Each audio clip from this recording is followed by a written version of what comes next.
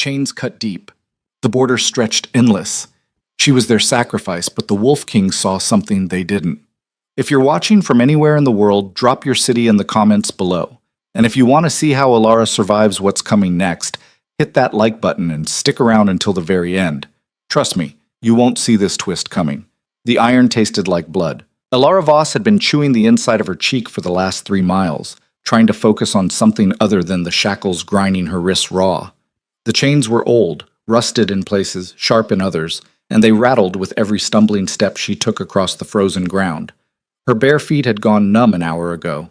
She couldn't feel the stones anymore, just the occasional bright flare of pain when she stepped on something particularly jagged. Good. Pain meant she was still alive. Behind her, the escort from Silverpine Pack kept their distance. 6 wolves, all of them armed, none of them meeting her eyes.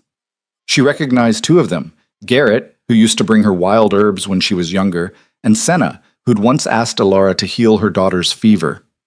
Neither had spoken a word to her since they dragged her from the cellar 3 days ago. Alara didn't blame them. Fear had a way of making cowards of everyone. "Keep moving," one of the rear guards barked. His voice cracked on the second word. Young, then, probably his first trade run. She didn't bother responding. What was there to say? Thanks for selling me to settle a debt I didn't create? I hope my life buys you another year of peace. The wind picked up, cutting through the thin excuse for a dress they'd given her. It wasn't mercy, it was practicality. Blackridge wouldn't want damaged goods, so they couldn't let her freeze to death before the handoff. But they also couldn't let her look too comfortable. That might suggest value, and Alara Voss had been made very clear on her value. 0. How much farther? Senna's voice drifted forward. She sounded tired. Another mile, maybe less. That was Garrett. He'd always been good with distances. They'll be waiting at the marker stones. Alara's stomach clenched. The marker stones. Neutral ground between Silverpine and Blackridge territories, where blood debts were settled and prisoners were exchanged. She'd heard stories about that place her whole life. None of them ended well.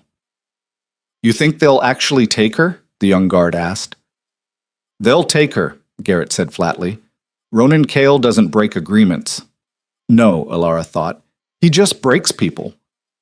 Blackridge Pack. Even the name sounded like a threat. They were the wolves.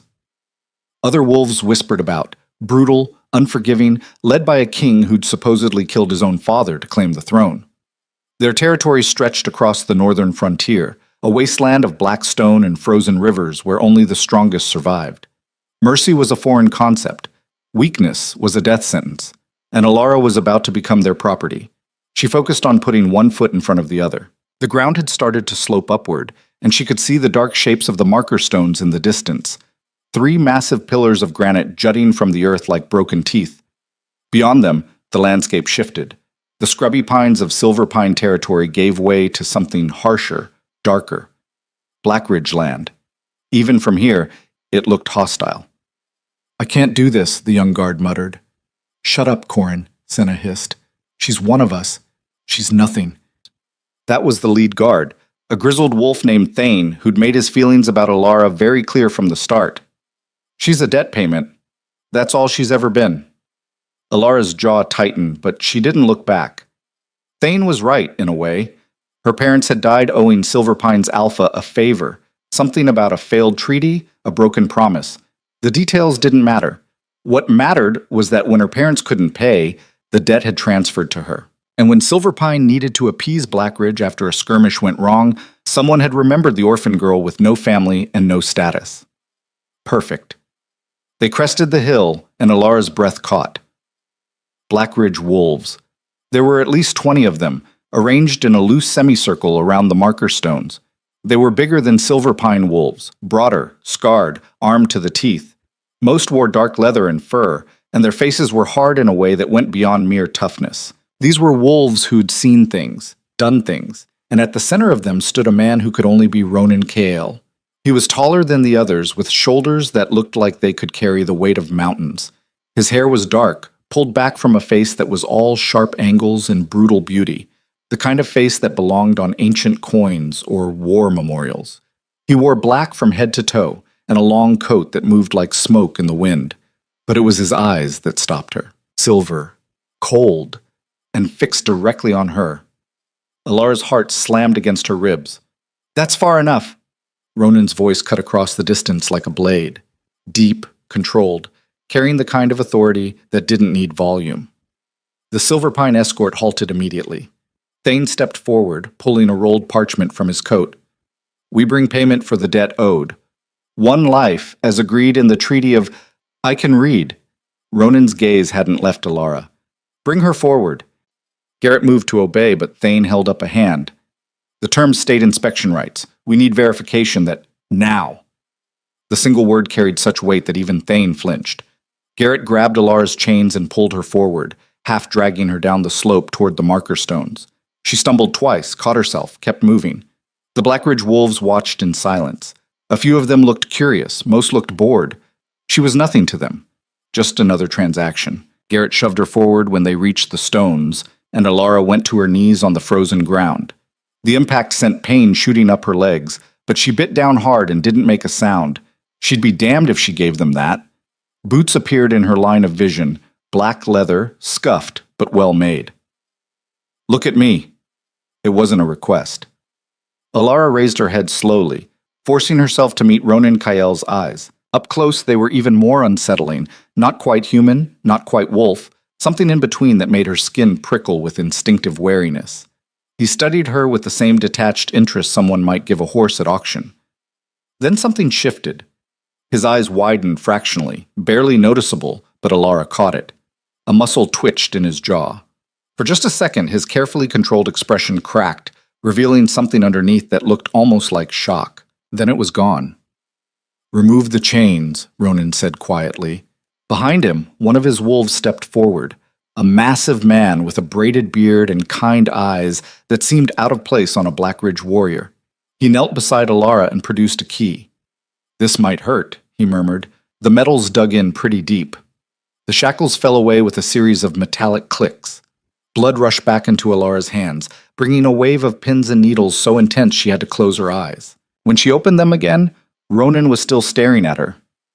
Can you stand? She nodded. Then do it. Alara pushed herself to her feet, swaying slightly. The world tilted, steadied. She locked her knees and faced him, chin up despite everything. If she was going to die here, she'd do it on her feet. Ronan's expression remained unreadable. What's your name? Alara Voss. And you are here to settle a blood debt owed by Silverpine Pack to Blackridge. It wasn't a question, but she answered anyway. Yes. Did you agree to this? The question caught her off guard. Behind her, she heard Thane shift nervously. Alara's voice came out rough. She cleared her throat, tried again. I wasn't given a choice. That's not what I asked. She met his eyes. No, I didn't agree.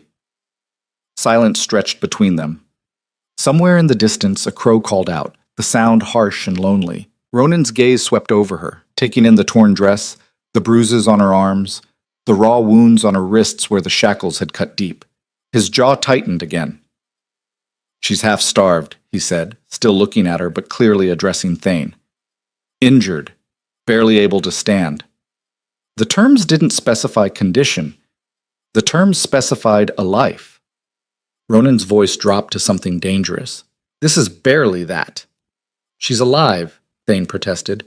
That's all the treaty requires. Ronan finally turned to face the Silverpine wolves. The temperature seemed to drop 10 degrees. You bring me a broken girl in chains and call it payment? She's a healer, Thane said quickly. Rare gift. Worth more than the scraps you fed her? Worth more than the cellar you kept her in? Ronan took a step forward. Every Blackridge wolf behind him tensed, hands moving to weapons. I know what you did to her. The whole frontier knows. You starved your own pack member and sold her like livestock. Thane's face went red. We fulfilled the terms. You fulfilled nothing. Ronan's voice was quiet now, which somehow made it worse. You brought me a girl you've already destroyed and expected me to call it even. Then refuse the trade, Thane shot back. Break the treaty. See what happens when I accept. The words fell like stones into water. Thane blinked. What? I accept the payment.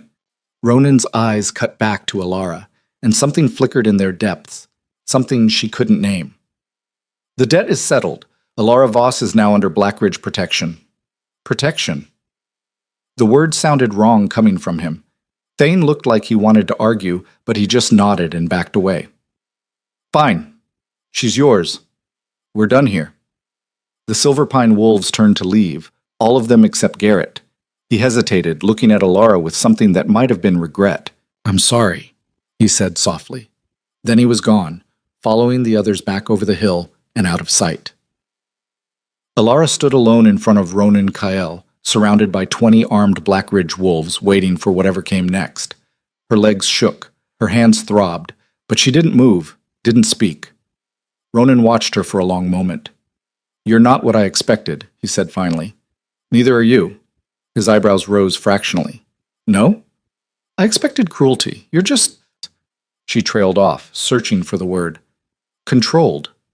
Something that might have been amusement crossed his face. Give it time. He turned to the bearded wolf who'd removed her chains. Fenrir, get her to the healer's quarters. Food, water, clean clothes. Make sure she's comfortable. Comfortable. Another wrong word? Fenrir nodded. Yes, my king. Ronan started to walk away, then paused. And Fenrir? If anyone touches her, anyone looks at her wrong, bring them to me. Understood. Alara's mind raced. This wasn't how it was supposed to go. She was supposed to be thrown in a cell, or killed, or put to work until she dropped, not given quarters and protection. Why? The word escaped before she could stop it. Ronan looked back at her. For just a second, one brief, unguarded moment, she saw something raw in his expression, something almost like recognition.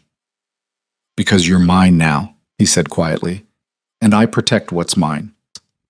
Then he was gone, striding away across the frozen ground with his wolves falling into step behind him, all except Fenrir, who remained at Alara's side, waiting patiently. Can you walk? He asked. I think so.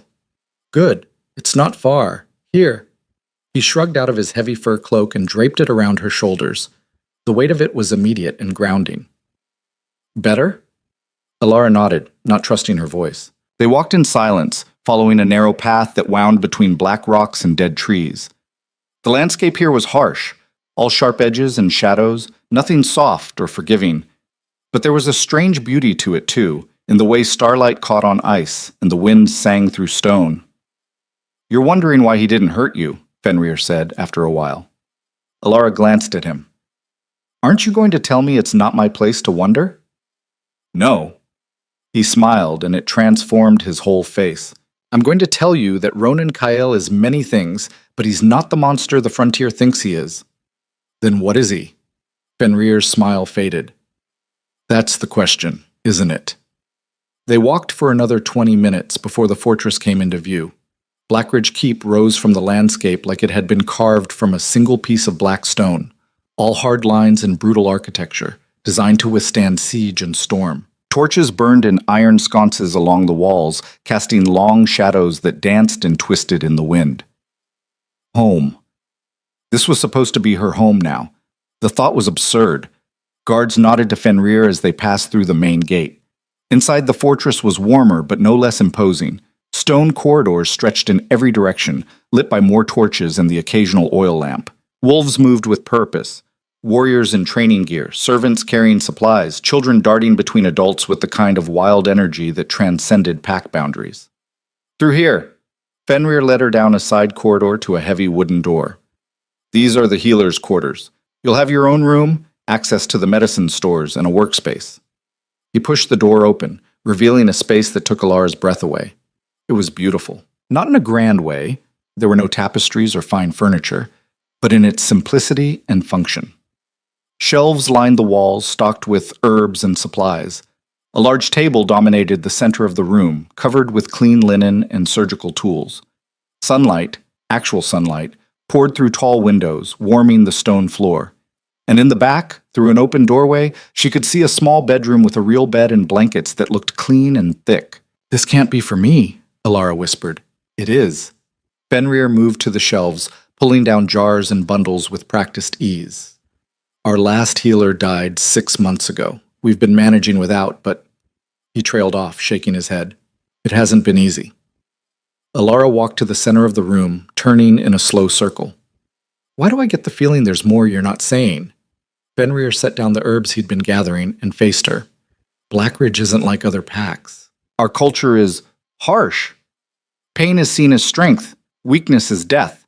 Most wolves would rather bleed out than admit they need help. Then why keep a healer's quarters at all? Because Ronan insists on it. Fenrir's voice softened. He lost someone close to him once, someone who might have lived if we'd had a healer. Since then, he's maintained these quarters, kept them ready. Just in case.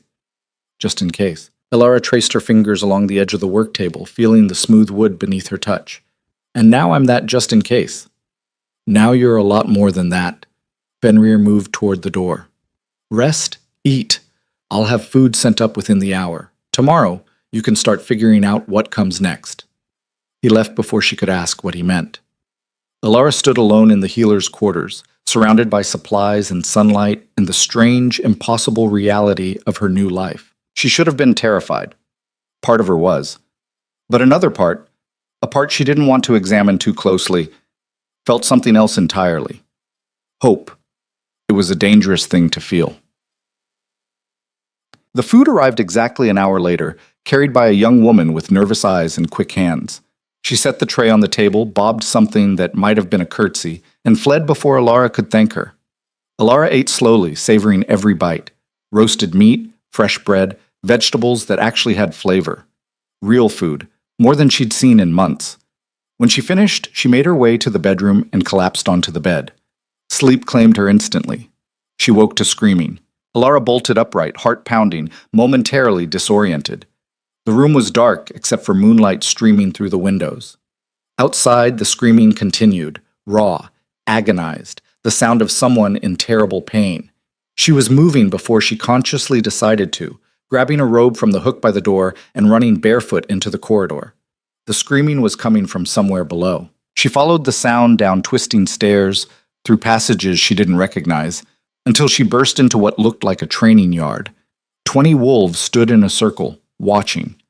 In the center, a young man barely more than a boy lay on the ground, his leg bent at an impossible angle. Blood pooled beneath him. His face was gray with shock.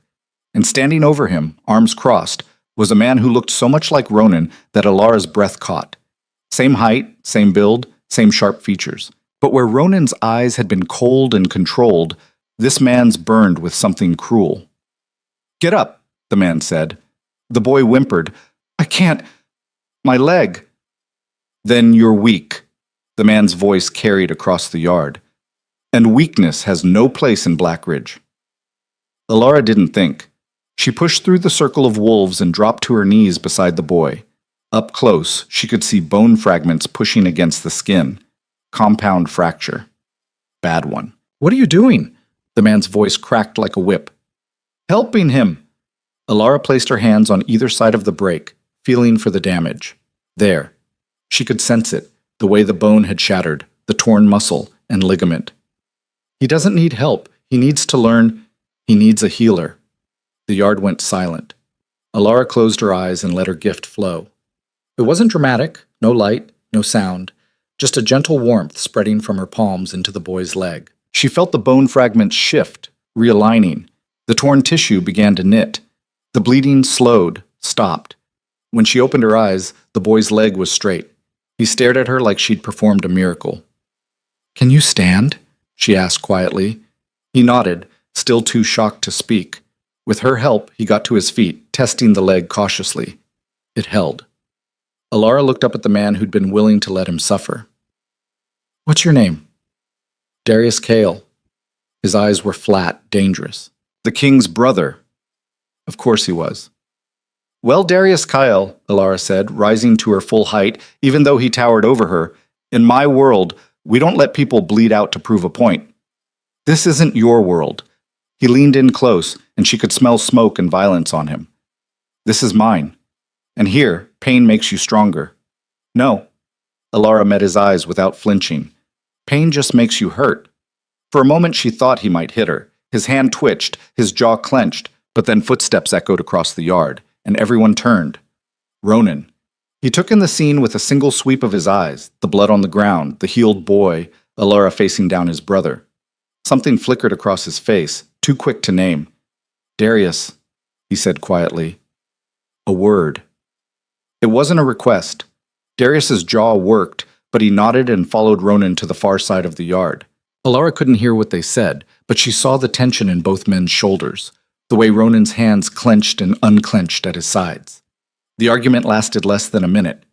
Then Darius stormed off into the darkness, and Ronan approached Alara. You should be resting. I heard screaming. And you came running. Something that might have been approval crossed his face. That was brave. Also stupid. Stupid seems to be my specialty. The corner of his mouth twitched, almost a smile. Go back to your quarters. Get some sleep. Tomorrow, we'll discuss your role here. I thought my role was to be a debt payment. That was yesterday. Ronan's eyes met hers, and for just a second she saw that same flash of recognition she'd glimpsed at the border. Tomorrow, you're something else entirely. He walked away before she could ask what he meant. Alara stood in the training yard surrounded by Blackridge wolves who were staring at her with expressions ranging from shock to respect to fear. She'd been here less than a day, and she'd already made enemies. But she'd also made a choice. Whatever came next, she wouldn't go quietly. She wouldn't be the broken girl they expected. She'd fight, not with claws or strength, but with the one gift she had. The ability to heal what others had given up on, even if it killed her. The next morning arrived with frost on the windows and blood under Alara's door. She found it when she stepped out of her quarters, a dark smear across the stone floor, still wet enough to glisten in the torchlight. Someone had been hurt here, recently, and no one had bothered to clean it up. Welcome to Blackridge. Alara followed the trail down the corridor, watching it fade from a thick streak to scattered droplets to nothing. Whoever had been bleeding had either stopped or died. Neither option was comforting. The fortress was already awake despite the early hour. Warriors moved through the halls with purpose, their boots echoing off stone. No one spoke. No one smiled.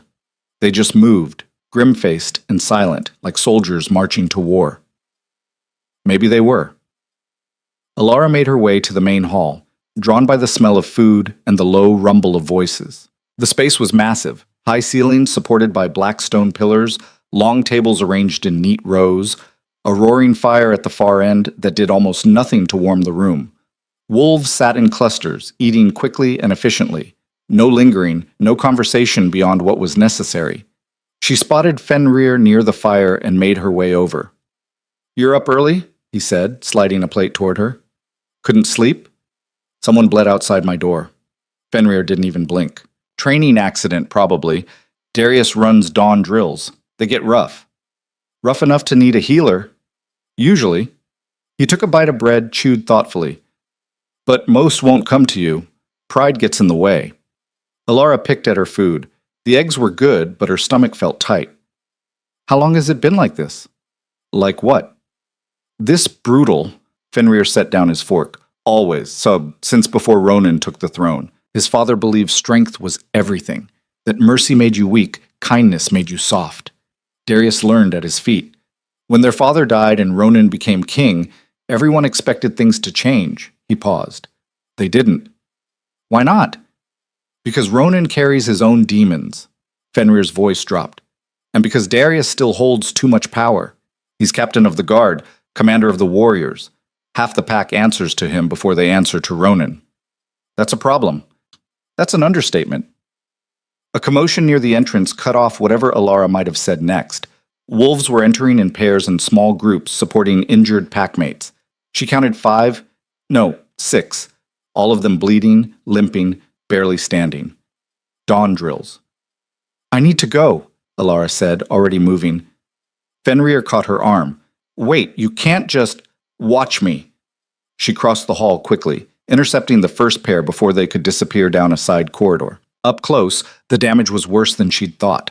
The warrior being supported had deep gashes across his chest, the kind that suggested claws.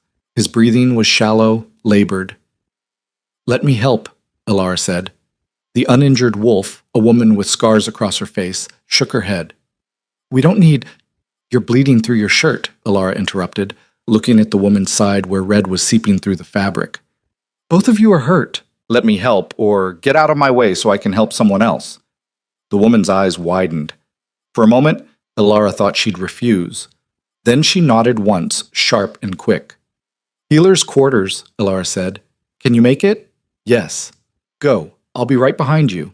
She moved to the next pair, then the next, directing them all to her workspace. By the time she reached the last injured wolf, a young man with a dislocated shoulder and a face full of shame, the hall had gone quiet. Everyone was watching, including Darius. He stood near the fire, arms crossed, expression unreadable. Their eyes met across the room. Alara lifted her chin, daring him to object. He smiled. It wasn't pleasant. Then he turned and walked away. Alara didn't have time to worry about what that meant. She had patience waiting. The next 3 hours passed in a blur of blood and bone. Alara worked methodically, treating each injury in order of severity. The warrior with the chest wounds came first.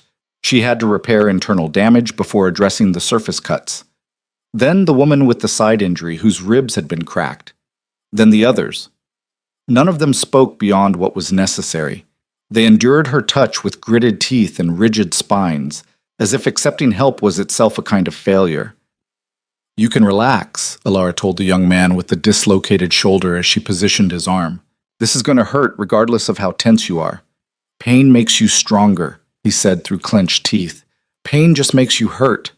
She pulled, feeling the joint pop back into place. He gasped, but didn't cry out, and pretending otherwise doesn't make you brave. It just makes you stubborn. She felt the shoulder settle, knit the torn ligament, stepped back. Test it. He rotated his arm cautiously. Full range of motion, no grinding, no pain. His eyes went wide. How did you— Training, Alara said simply. Same as you trained to fight. I trained to heal. Now go get some rest. And next time Darius pushes you past your limit, remember you're allowed to say no. I'm not. The young man's voice was quiet. Refusing an order means punishment. Punishment means— I know what it means. Alara cleaned her hands in the basin, watching pink water swirl down the drain. But there's a difference between following orders and accepting abuse. Figure out which is which. He left without responding. Alara worked through the morning and into the afternoon, treating a steady stream of injuries. Word had spread. There was a healer who didn't ask questions and didn't judge. Warriors started appearing at her door with wounds they'd been hiding for days, weeks. A broken finger that had healed wrong. A deep cut that had gotten infected. Burns from training accidents, sprains from overwork. She treated them all. By the time the sun started to set, Alara's hands were shaking from exhaustion and her gift felt stretched thin. Healing took energy. Her energy. And she'd been pouring it out all day without stopping to replenish. You need to rest, Fenrir's voice came from the doorway. Alara looked up from the warrior whose ankle she was repairing. I'm fine. You're swaying on your feet. I said I'm fine. Fenrir crossed the room and physically took her hands away from the patient. You're done for today. Go eat. Sleep. Come back tomorrow. But that's an order. His voice was gentle but firm. From someone who outranks you. Alara wanted to argue, but the room tilted slightly and she had to grab the table for support. Fine. Maybe he had a point. Tomorrow, she told the warrior with the ankle. Come back tomorrow, and I'll finish. He nodded, limped out. Alara made it halfway to the door before her legs gave out. Fenrir caught her before she hit the ground, his arms solid and steady. Easy, I've got you. I just need food, Alara mumbled. I'm just tired. You're depleted. He lifted her like she weighed nothing, carrying her toward the bedroom. You gave too much. Your body's shutting down to protect itself. He set her on the bed, disappeared, returned with bread and dried meat and a water skin. Eat slowly, small bites. Alara forced herself to chew, to swallow. The food helped. After a few minutes, the shaking eased and the room stopped spinning. Better? Fenrir asked. Yeah. She drank deeply from the water skin. Thanks. You can't do this again, not like this. He sat on the edge of the bed, his expression serious. Healing that many people in one day, pushing your gift that hard. It'll kill you. I had to help them. I know, but you're no good to anyone dead. Fenrir ran a hand through his beard. Pace yourself, set limits, learn to say no. I don't know how to do that. Then learn fast. He stood, moved toward the door. Because Darius noticed what you did today. And when Darius notices something, it's never good. He left her alone with those words echoing in the darkness. Alara lay back on the bed, staring at the ceiling. Her whole body ached, but it was a good ache, the kind that came from useful work. She'd helped people today. Made a difference. For the first time since arriving at Blackridge, she felt like maybe, just maybe, she had a purpose beyond being a debt payment. Sleep came quickly. She woke to shouting. It was darker now, full night, judging by the stars visible through the window. The shouting was coming from somewhere close, angry voices overlapping in a way that suggested an argument on the verge of violence. Alara grabbed her robe and stepped into the corridor. 2 warriors stood outside her door, one of them holding the other back. The one being restrained was bleeding from a cut above his eye, and his face was twisted with rage. "She has no right," he was yelling, "no right to interfere." "Calm down, Marcus. I earned those scars. I earned that pain, and she just took it away like it meant nothing." Alara's stomach dropped. She recognized him, one of the warriors she'd treated earlier, a man with old burn scars across his back that she'd healed without asking permission. "Marcus." She stepped forward slowly, hands visible. "I was trying to help." "I didn't ask for help." His voice cracked. "Those scars were mine, my proof that I survived, and you erased them. I thought you thought wrong." He jerked free from his friend's grip, got in her face. "In Blackridge, scars are honor. They're strength. They're everything. And you just made me weak." Alara opened her mouth to respond, but a new voice cut through the tension. "That's enough." Ronan. He appeared at the end of the corridor like a shadow-given form, moving with that same controlled grace she'd noticed at the border. The 2 warriors immediately stepped back, heads bowed. "She dishonored me," Marcus said, but his voice had lost its edge. "The code says—" "The code," Ronan interrupted quietly, "says that challenging a member of the pack requires formal declaration. Did you make one?" Marcus's jaw worked. "No, my king." "Then this conversation is over." Ronan's eyes flicked to Alara. "Are you hurt?" "No." "Good." He looked back at Marcus. "You have 2 choices. Accept the healing and move forward, or come to me tomorrow and we'll discuss reassignment. But you don't threaten her. Clear?" "Clear." The warriors left. Ronan remained, studying Alara with that same unreadable expression. "You can't heal everyone," he said finally. "Why not?" "Because some people need their pain." He moved closer, and she caught the scent of smoke and leather. In Blackridge, scars tell stories. They're proof you survived something others didn't. Taking that away, even with good intentions, takes away part of who they are. That's insane. That's our culture. Ronan's voice was soft, almost gentle. And you're going to have to navigate it if you want to survive here. Alara felt anger flare hot in her chest. So what am I supposed to do? Let people suffer because suffering makes them feel strong? No, you're supposed to ask first. He paused. And you're supposed to understand that strength in Blackridge doesn't look like strength anywhere else. Here, enduring pain is survival. Showing weakness gets you killed. Then your culture is broken. The words were out before she could stop them. Alara braced for anger, for violence. Instead, Ronan's expression shifted into something almost like approval. Yes, he said quietly. It is. They stood in silence, the admission hanging between them like something fragile and dangerous. Why haven't you changed it? Alara asked. You're the king. Kings don't have as much power as you think. Ronan's jaw tightened, especially when half the pack still answers to someone else. Darius. He meant Darius. Then take that power back. It's not that simple. It never is. Alara crossed her arms. But that doesn't mean it's impossible. Ronan studied her for a long moment, something shifting in his expression that she couldn't quite name. You're braver than you know. I'm terrified. I know. That's what makes it brave. He turned to leave, then paused. The warriors you helped today, they'll remember. Some will resent you for it. But others, he trailed off. Others might start to wonder if there's another way. Is there? I don't know. Ronan's voice was barely above a whisper. But I'm starting to think you might show us. Then he was gone, leaving Alara alone in the corridor with more questions than answers. The days that followed settled into a pattern. Alara woke early, treated injuries, navigated the complicated politics of who wanted healing and who saw it as weakness. She learned to ask permission before touching anyone, learned to recognize the difference between someone who needed help and someone who needed to prove they could endure. It was exhausting. But slowly, something began to shift. The warriors who'd accepted her healing started coming back, not for treatment, but to talk, to ask questions, to sit in the healer's quarters and just exist in a space where pain wasn't glorified and weakness wasn't punished. Fenrir became a regular presence, helping her organize supplies and running interference when someone got aggressive. He taught her the names of herbs that grew in the northern territories, showed her how to make poultices that would work in freezing temperatures. "You're good at this," he said one afternoon as they worked side by side, grinding dried roots into powder. "At what?" "Creating spaces where people feel safe." He glanced at her. "That's rarer than you think." Before Alara could respond, a child appeared in the doorway, a girl no older than 8 with dark hair and huge eyes. She was crying silently, tears streaming down her face, one arm held close to her chest.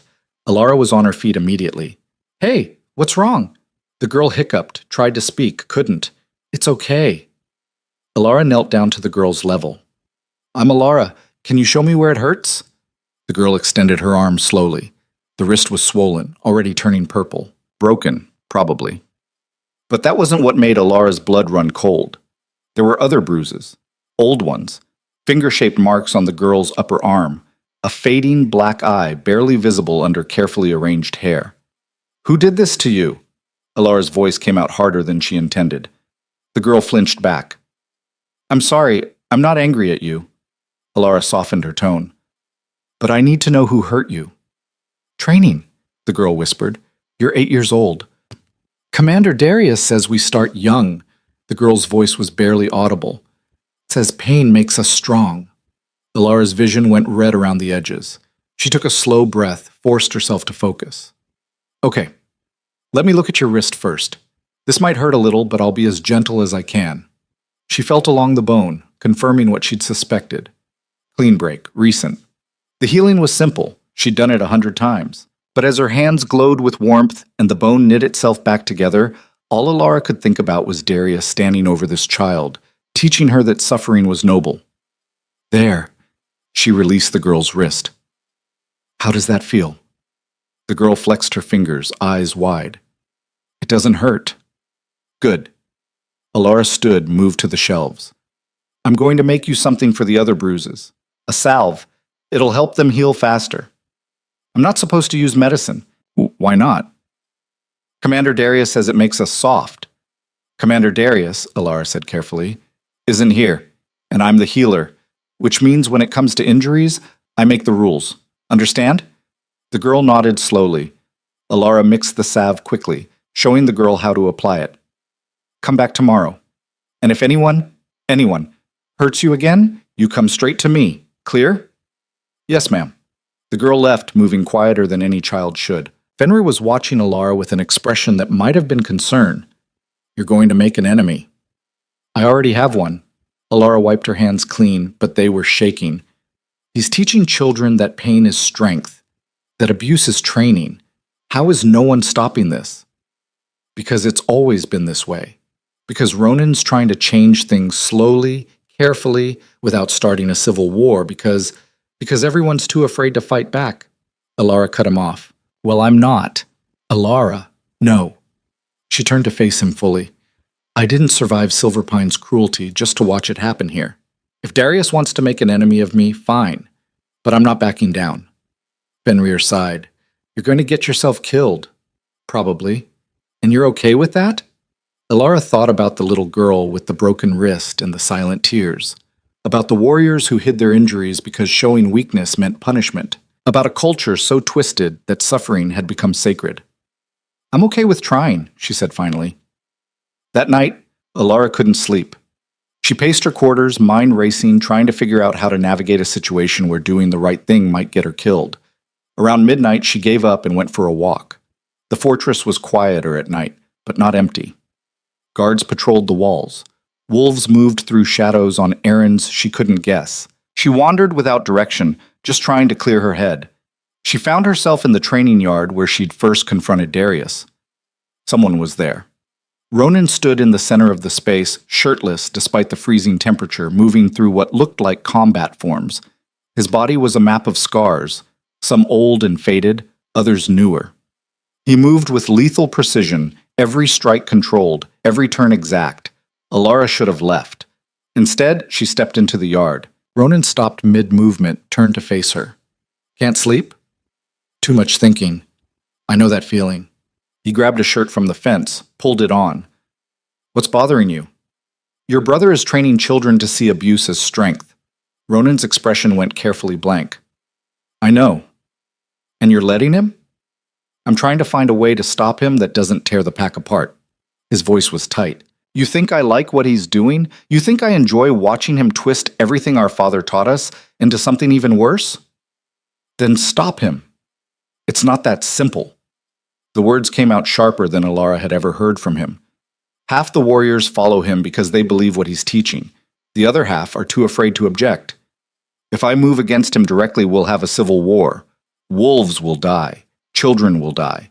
Everything I've been trying to build will collapse. So instead, you do nothing? I do what I can. Ronan's hands clenched at his sides. I change rules where I can. I protect who I can. I push back in ways that won't trigger a violent response. It's not enough, I know that. But it's all I have. Alara stepped closer. What if there was another way? What do you mean? What if we didn't fight Darius directly? What if we just offered an alternative? The idea was forming as she spoke. What if we showed the pack that strength doesn't have to mean suffering? That healing isn't weakness? That there's another way to survive? Ronan stared at her. You want to change the culture. I want to give people a choice. Alara met his eyes. Right now, Darius controls the narrative. Pain equals strength, mercy equals weakness. But what if we proved that wrong? What if we created a space where warriors could be strong and kind? Where children could train without being broken? Darius would see it as a direct challenge. Let him. Alara felt something fierce rising in her chest. I'm tired of being afraid. I'm tired of watching people suffer because no one will stand up to him. If he wants a fight, he can have one. He'll destroy you. Maybe. Alara smiled and it felt dangerous. But I bet I can heal faster than he can hurt me. For a long moment, Ronan just looked at her. Then, slowly, something shifted in his expression, the careful control cracking to reveal something raw underneath. You're insane, he said. Probably. And brave. And reckless. And... He stopped, shook his head. I should forbid this. But you won't. No. His voice was quiet. Because you're right. We need another way.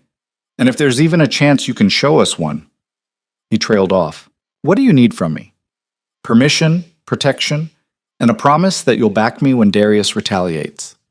You have all three. Ronan extended his hand. Alara took it. His palm was warm, calloused, steady. The moment their skin touched, she felt it again, that strange recognition, like something deep inside her knew him, recognized him. Thank you, she said. Ronan didn't let go. One condition. What? You don't do this alone. Fenrir will help you, so will others. Build your support before you make your move. Because when Darius realizes what you're doing, his grip tightened fractionally. He won't play fair. Neither will I. Something that might have been admiration flickered in Ronan's eyes. I believe you. They stood there in the training yard, hands clasped, an alliance forming between them that felt bigger than either of them had intended. Overhead, clouds shifted and moonlight spilled across the fortress, painting everything silver. Alara felt the weight of what she'd just committed to. The danger. The risk. The very real possibility that this would end with her death. But she also felt something else. Something she hadn't felt in a long time. Purpose. I should let you sleep, Ronan said, but he still hadn't released her hand. You should. Neither of them moved. Then, from somewhere in the fortress, a bell tolled, deep and resonant. Ronan's head snapped up. What is that? Alara asked. Emergency signal. He was already moving toward the main building. Stay here. Not a chance. She followed him through corridors and downstairs, emerging into a large chamber filled with warriors. At the center stood Darius, and at his feet lay a body. Alara's breath caught. It was the young warrior from earlier, the one she'd told to question orders. His throat had been cut. Fresh blood pooled beneath him. "Training accident," Darius announced to the assembled crowd. His voice was calm, almost bored. He overstepped, challenged authority. "This is the consequence." "You murdered him," Alara heard herself say. Every head turned. Darius's eyes found hers across the room. He smiled. "I enforce discipline. There's a difference." He was barely 18 years old. Old enough to know better. Darius stepped over the body like it was nothing. Old enough to understand that in Blackridge, weakness is death. You should remember that, healer, before you forget your place. The threat was clear. The message unmistakable. This was what happened to wolves who questioned the order of things. Alara looked at Ronan. His face was stone, but his eyes burned with helpless fury. He couldn't move against Darius. Not here, not now, not without triggering the very war he was trying to prevent. But Alara could. She crossed the room slowly, deliberately, until she stood over the dead warrior. Then she knelt, placed her hands on his chest, and poured every ounce of her gift into him. "What are you doing?" Darius's voice had lost its casual tone. Alara didn't answer. She focused everything she had on the cooling body beneath her hands, the torn throat, the damaged vessels, the still heart. "Bring him back, please, let me bring him back." Her gift flared hot and bright and desperate. The warrior gasped. His eyes flew open. Blood rushed back into his face. The wound in his throat sealed, healed, became nothing but a thin scar. Impossible. Alara had never brought someone back from death before. Didn't think she could. But here, in this moment, driven by rage and defiance and something she couldn't name, she'd done it. The warrior sat up, coughing, alive. The chamber erupted. Warriors surged forward, some trying to see the miracle, others backing away in fear. Darius stood frozen, his expression caught between fury and shock. And Ronan was staring at Alara like he'd never seen her before, like she was something terrifying and magnificent and completely beyond his understanding. Alara stood on shaking legs, her gift completely depleted, her body screaming in protest. She locked eyes with Darius across the chaos. "In my world," she said clearly, loudly, "we don't let people die to prove a point." Then her legs gave out and darkness swallowed her whole. She woke to firelight and voices arguing in hushed tones. Alara's eyes cracked open to find herself back in her quarters, tucked under heavy blankets that smelled like smoke and pine. Every muscle in her body screamed. Her head pounded like someone had taken a hammer to her skull. Even breathing hurt. "Completely reckless," a familiar voice was saying. Fenrir. She could have died. But she didn't. That was Ronan, quieter but no less intense. She brought him back. "Do you understand what that means?" "It means Darius will see her as a threat he can't ignore." He already saw her that way. Alara tried to sit up and immediately regretted it. The room spun violently, and nausea rolled through her stomach. "Don't move." Ronan was beside her instantly, one hand on her shoulder. "You've been out for 2 days." "2." Her voice came out as a croak. "The warrior, is he alive, healthy?" "Telling everyone who will listen that you brought him back from the dead." Ronan's expression was complicated. "Half the pack thinks you're blessed. The other half thinks you're dangerous." "Which half does Darius belong to?" "Both." Fenrir appeared on her other side, pressing a cup of water into her hands. "Drink, slowly."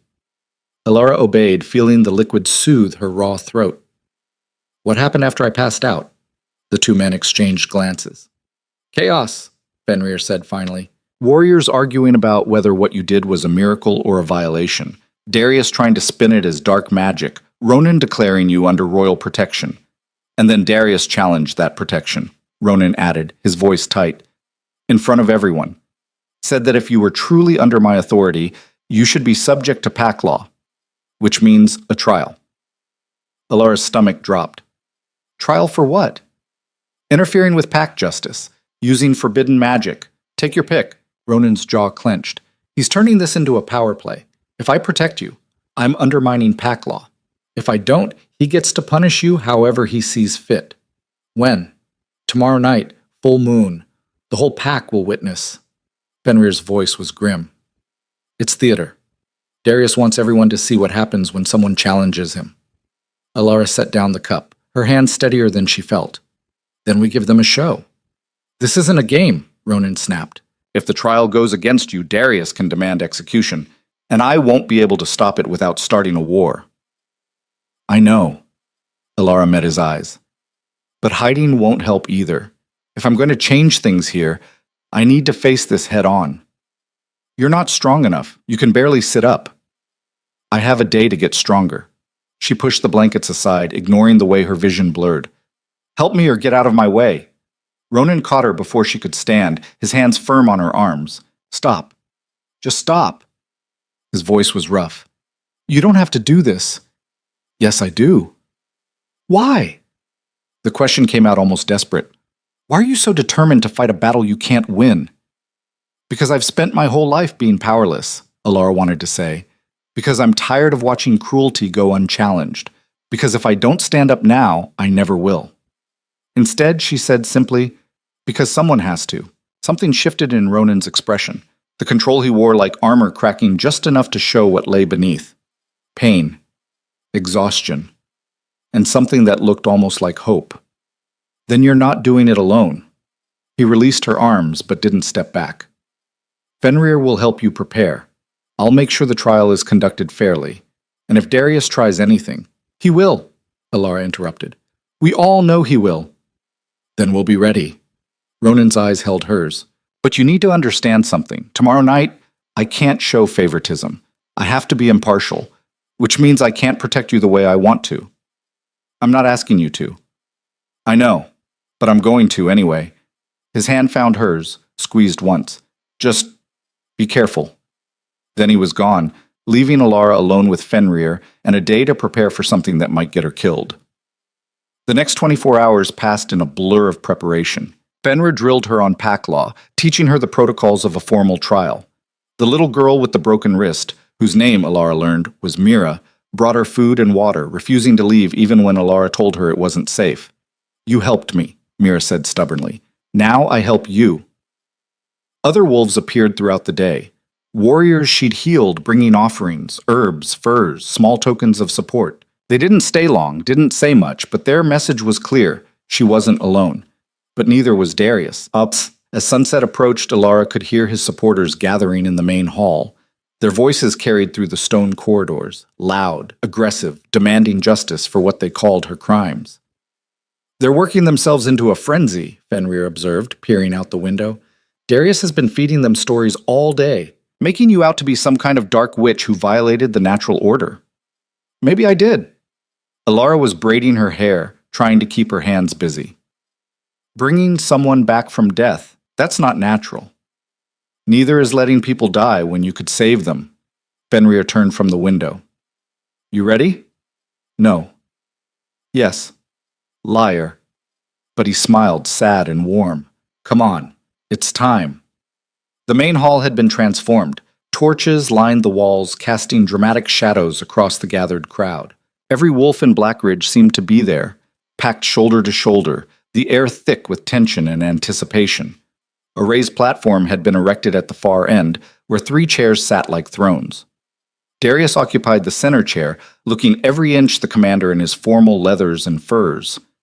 To his left sat an older woman Alara didn't recognize.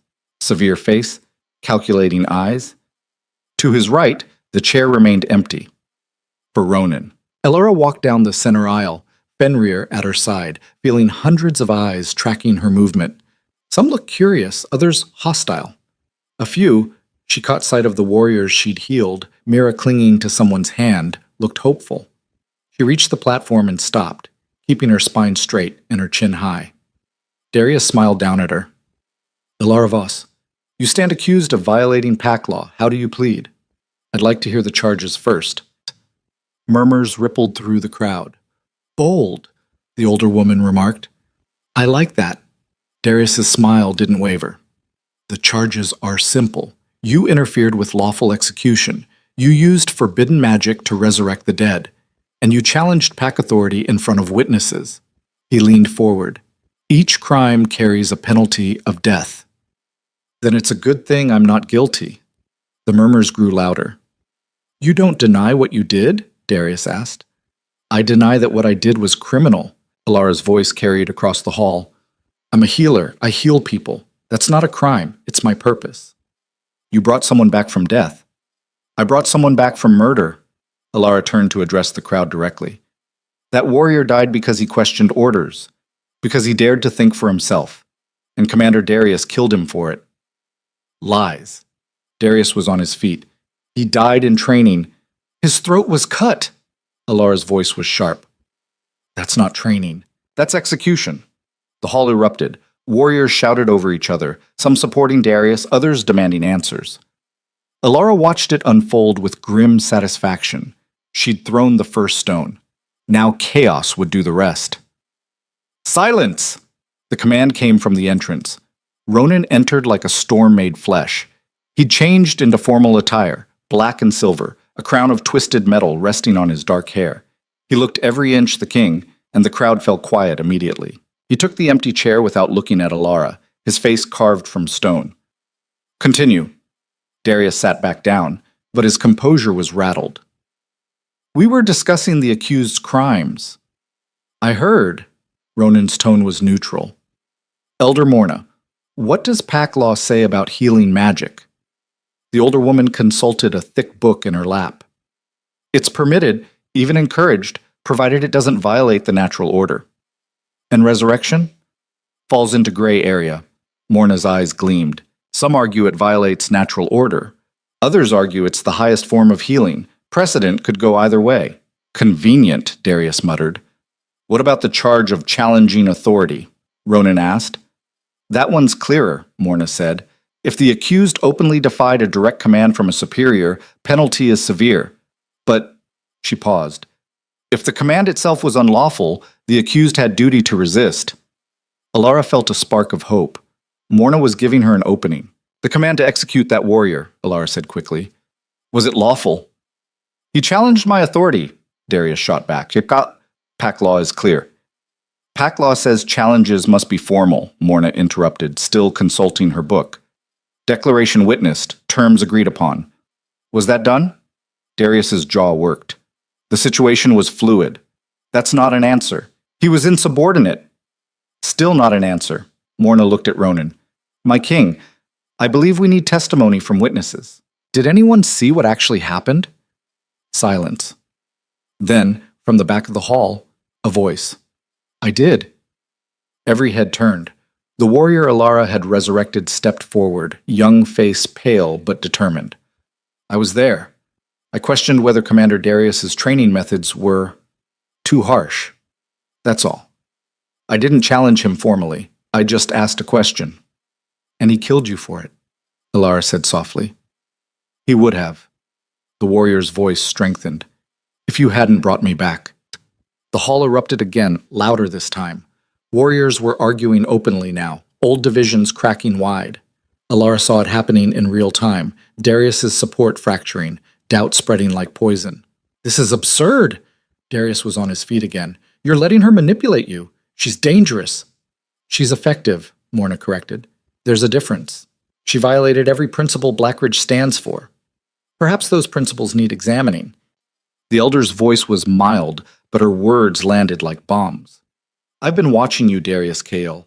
Watching how you train warriors, how you treat children, how you confuse cruelty with strength. She closed her book with a snap. And I'm tired of it. Darius went very still. Careful, old woman. Or what? You'll kill me too? Morna laughed, sharp and bitter. I've lived through 5 kings. I'm not afraid of you. Ronan remained seated, his expression unreadable, but Alara caught the slight tension in his shoulders. He was letting this play out, letting Morna do what he couldn't. The trial is over, Morna announced. I find Alara Voss not guilty of all charges. Furthermore, I recommend investigation into Commander Darius's training practices and whether they violate... No! The single word from Darius cut through everything. He stood slowly, deliberately, and Alara's instincts screamed danger. No trial, no investigation, no more games. His eyes swept the crowd. You want to know what Blackridge stands for? I'll show you. He moved faster than should have been possible. One moment he was on the platform, the next he had Morna by the throat, lifting her off her feet. The old woman clawed at his hands, gasping, Darius, stop! Ronan was up, moving forward. Stay back. Darius's other hand produced a blade, pressed it to Morna's neck. Or she dies. The hall froze. You want to change, Blackridge? Darius addressed the crowd, his voice carrying. You want to make us soft? Weak? This is what happens. This is the price of mercy. Let her go, Ronan said, voice deadly calm. Now. Make me, brother, Darius smiled. Come on. Show them what you really are. Show them the beast. Alara saw it then, saw the trap. Darius was goading Ronan, trying to make him lose control. And if Ronan shifted, if he let whatever darkness he was fighting break free, he'd prove everything Darius had been saying. That strength was violence. That power meant cruelty. She had to do something. Wait, Alara stepped forward. Let her go and take me instead. Everyone stared. Alara, no. Fenrir grabbed for her, but she shook him off. That's what you want, isn't it? She addressed Darius directly. To prove I'm the problem. To show everyone what happens when someone challenges you. She moved closer. So take me. Let Morna go, and take me. Darius's eyes gleamed with something ugly. You'd trade yourself for her? Yes. Even knowing I'll kill you? Yes. For a moment, Darius seemed to consider it. Then he laughed, a sound devoid of humor. No, I don't think I will. He threw Morna aside like garbage. The old woman hit the ground hard, gasping. Before anyone could react, Darius was moving again, closing the distance to Alara in 2 strides. I'm going to do something better, he said, grabbing her arm in a grip that would leave bruises. I'm going to show you what Blackridge really is. He dragged her toward a side door, moving so fast Alara could barely keep her feet. Ronan shouted something. Warriors surged forward, but Darius was already through the doorway, pulling her down a corridor she didn't recognize. Where are we going? Alara tried to dig in her heels, but he was too strong. Somewhere special. Darius's voice was pleasant now, conversational. Somewhere no one goes anymore. The old tunnels beneath the fortress. You know what they used to use them for? Alara's blood ran cold. Executions, Darius continued, back when Blackridge had proper order, before my brother went soft. He shoved through another door and suddenly they were descending stone steps into darkness. But they're perfect for other things too, private things. They'll come for me, Alara said, trying to keep the fear out of her voice.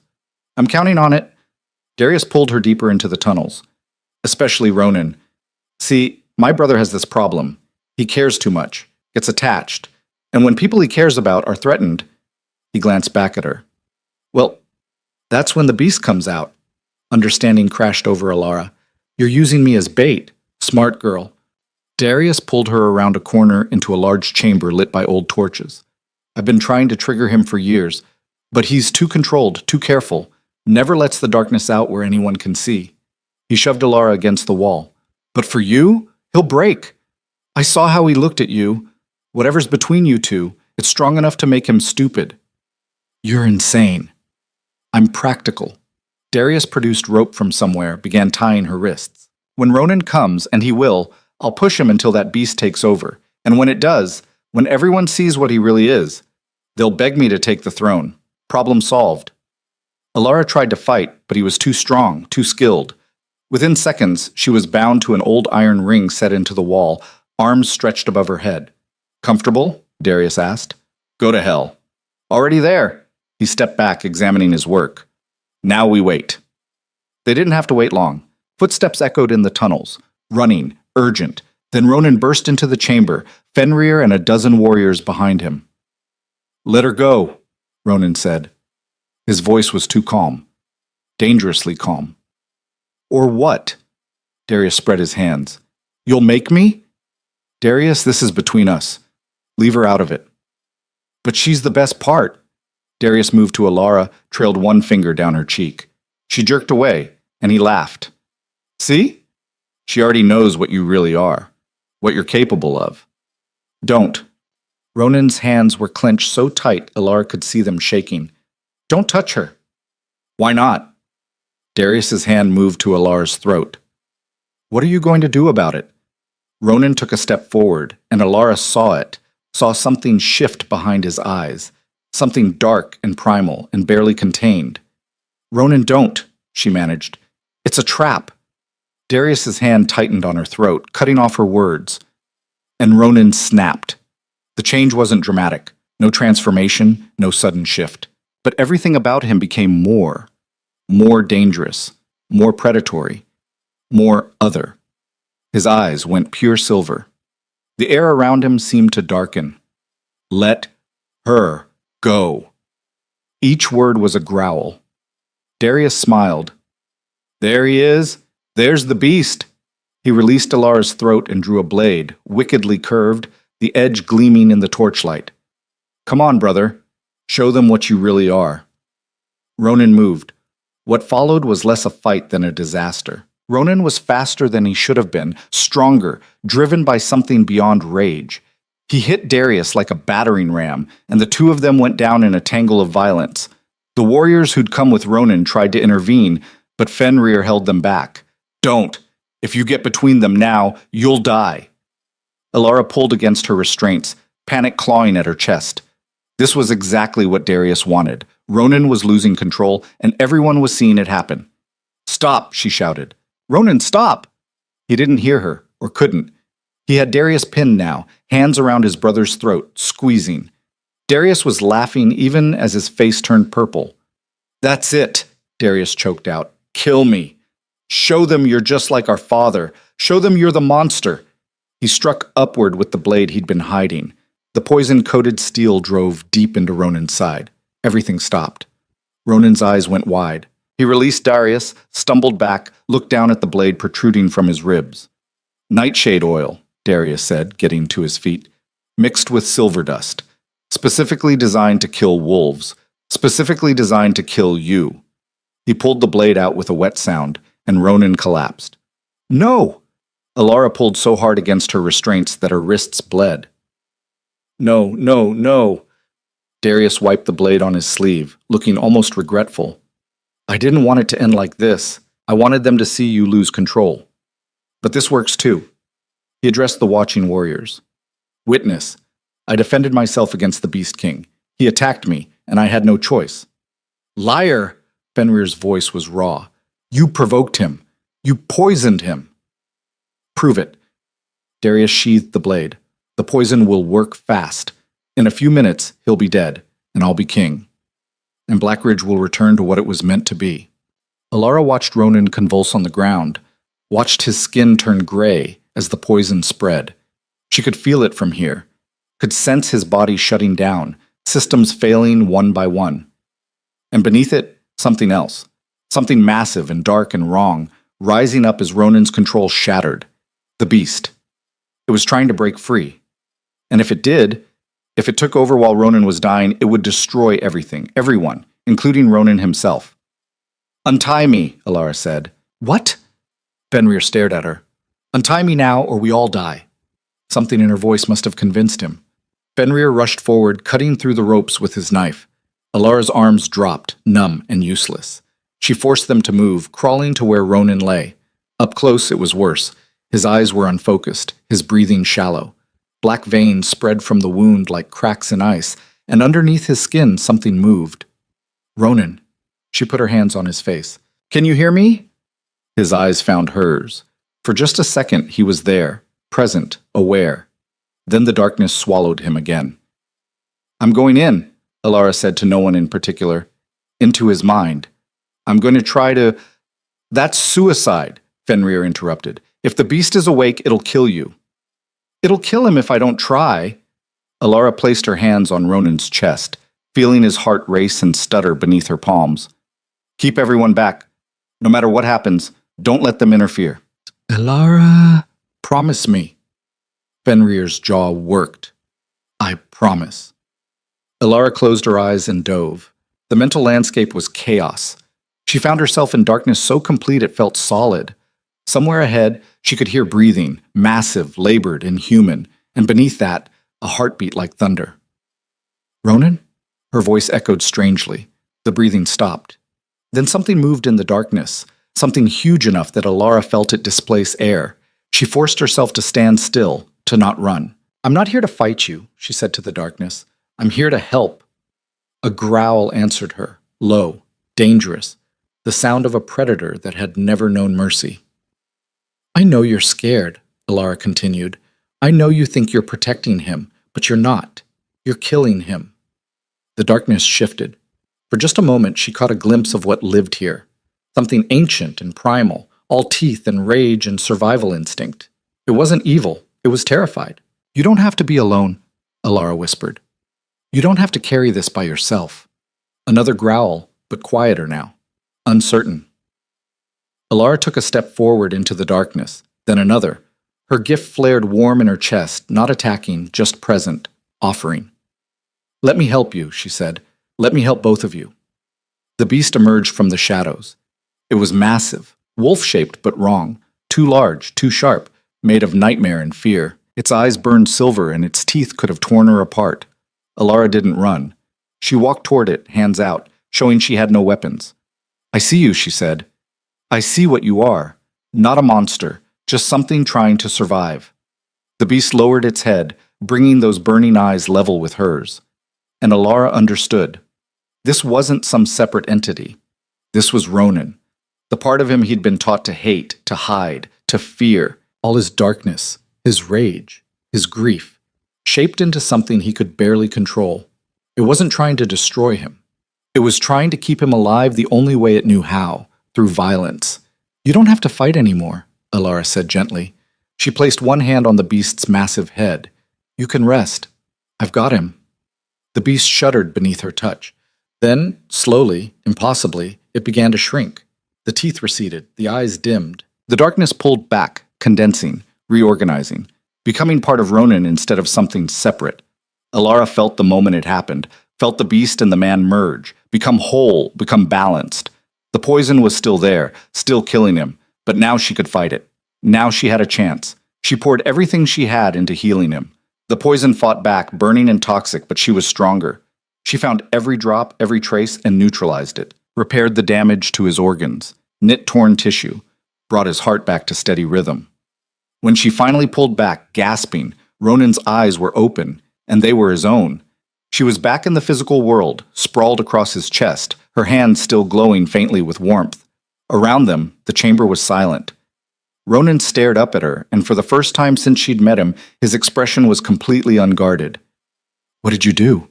He whispered. Saved you. That's not... He stopped, seemed to search for words. I felt you. Inside my head. You touched the beast and it didn't hurt me because it's not a beast. Alara's voice was rough with exhaustion. It's you. It's always been you. Just the parts you were afraid of. Ronan's hand came up to cup her face, his thumb brushing her cheek. How are you real? Before Alara could answer, Darius's voice cut through the moment. Touching, really. He was standing now, blade in hand again, looking at them with disgust. But it changes nothing. You're both still going to die. Ronan was on his feet so fast Alara barely saw him move, but this time there was no loss of control, no beast taking over. Just Ronan, whole, balanced, dangerous in a completely controlled way. You tried to kill me, he said calmly. You used poison. You manipulated her. You've been undermining me for years.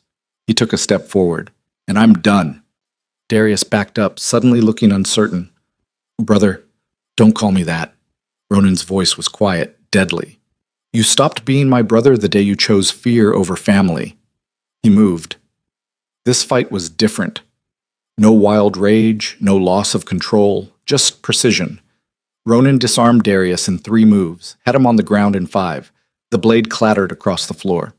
You could have been better, Ronan said, looking down at his brother. You could have chosen differently. I did choose. Darius spat blood. I chose strength. No, you chose cruelty. Ronan's expression was almost sad. And that ends now. He looked up at the gathered warriors. Darius Kyle is stripped of rank and exiled from Blackridge. If he returns, he dies. Anyone who follows him goes with him. Silence. Then Fenrir stepped forward. I stand with my king. Another warrior joined him, then another. Within moments, every wolf in the chamber had made their choice, and none of them chose Darius.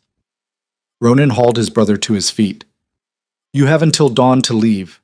After that, you're prey. Darius's face twisted with rage and humiliation. This isn't over. Yes, Ronan said quietly. It is. Fenrir and two others dragged Darius away, still fighting and cursing. The other warriors followed, leaving Ronan and Ilara alone in the old execution chamber. For a long moment, neither spoke. Then Ronan turned to her, and the look on his face made Ilara's breath catch. "You went into my mind," he said. "No one's ever done that before. I had to save you. You could have died. I know. And you did it anyway." He stepped closer. "Why?" "Because you're worth saving," Ilara wanted to say. "Because despite everything, you're trying to be better. Because when I touch you, something in me recognizes something in you." Instead, she said, "Because someone has to stand up to the darkness. Might as well be me." Ronan's hand found hers, and Ilara felt it again. That recognition, that pull, stronger than before now that nothing stood between them. "I felt you," he repeated. "Inside my mind. You saw everything, all the worst parts of me. And you didn't run." "Why would I?" Ilara squeezed his hand. "I've got plenty of darkness in me too." His thumb traced circles on her palm. "What happens now?" "Now?" Ilara smiled, exhausted and exhilarated and terrified. "Now we change everything." The fortress felt different in the morning light. Ilara stood at the window of her quarters, watching the sun climb over the black stone walls. Below, the training yard was already full, but the sounds were different, less harsh, fewer screams. Warriors still sparred, still pushed themselves, but there was something else now.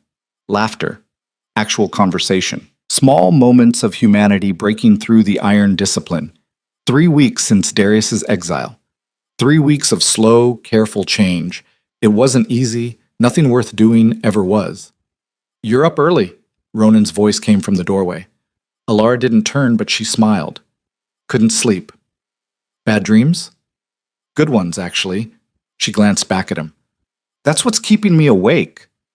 He crossed the room to stand beside her, close enough that their shoulders almost touched. They'd been doing this dance for weeks now, circling each other, drawn together, but never quite closing the distance.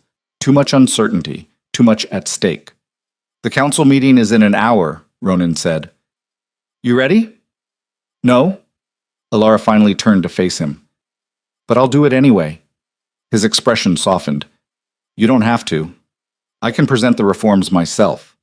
"And have them dismissed as the Soft King's latest failure?" She shook her head. "No, this has to come from both of us. Show them we're united." "We are united."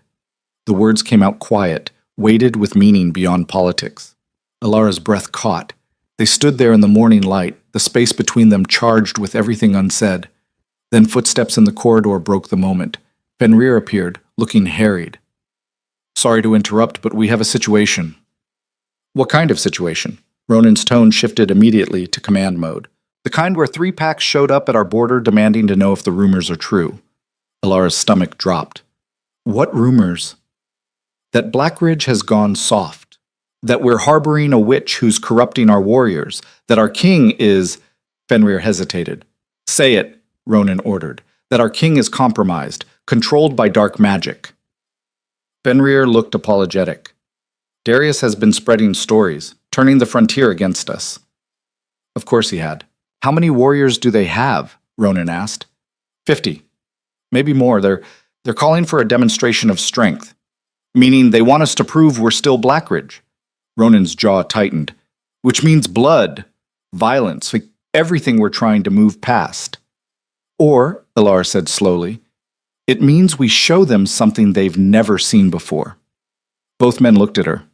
"What are you thinking?" Ronan asked. "I'm thinking we give them their demonstration, just not the one they're expecting." An idea was forming, dangerous and possibly stupid. "How many of our warriors have I treated in the last 3 weeks?" Fenrir frowned. "Most of them. At least 60, maybe 70. "And how many came back after?